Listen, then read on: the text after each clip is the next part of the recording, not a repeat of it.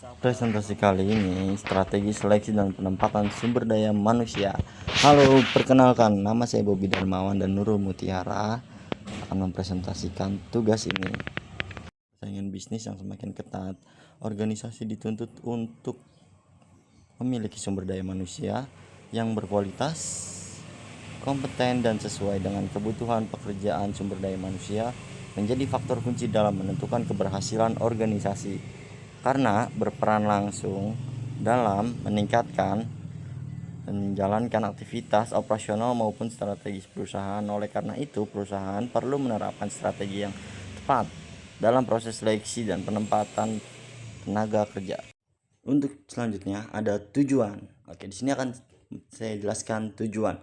Analisis jabatan adalah proses sistematis untuk mengumpulkan, mengidentifikasi, dan menganalisis informasi mengenai sesuatu pekerjaan.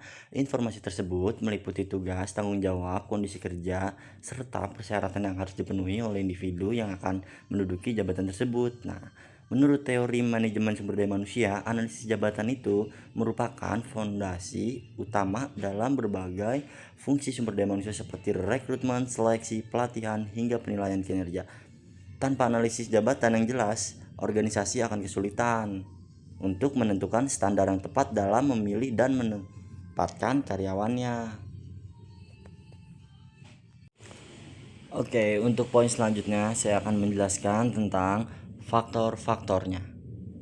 Yang pertama, kompetensi dan kemampuan. Kompetensi mencakup pengetahuan, keterampilan, dan kemampuan yang dimiliki oleh karyawan. Penempatan harus sesuai dengan kompetensi agar pekerjaan dapat dilakukan secara optimal. Yang kedua, pendidikan dan pengalaman. Tingkat pendidikan dan pengalaman kerja memberikan gambaran tentang kesiapan karyawan. Yang ketiga, keterampilan dan skill. Keterampilan dan skill, hard skill, keterampilan interpersonal, soft skill sangat penting dalam menunjang keberhasilan kerja. Beberapa pekerjaan membutuhkan konflik tertentu sehingga kesehatan menjadi faktor utama penting dalam penempatan. Yang kelima, minat pribadi.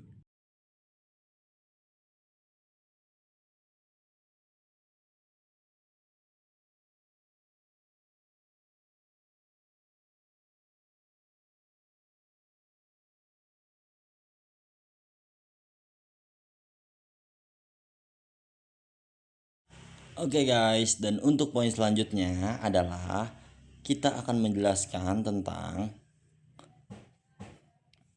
strategi seleksi penempatan yang efektif memberikan berbagai manfaat antara lain.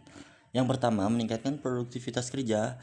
Yang kedua, mengurangi tingkat turnover karyawan. Dan yang ketiga, meningkatkan kepuasan kerja. Yang keempat, mengoptimalkan penggunaan sumber daya manusia. Dan yang terakhir, mendukung pencapaian tujuan organisasi. Poin selanjutnya, saya akan menjelaskan tentang studi kasus pada PT Maju Jaya Sejahtera, merupakan perusahaan manufaktur yang bergerak di bidang produksi barang konsumsi. Dalam beberapa tahun terakhir, perusahaan menghadapi berbagai permasalahan terkait kinerja sumber daya manusia.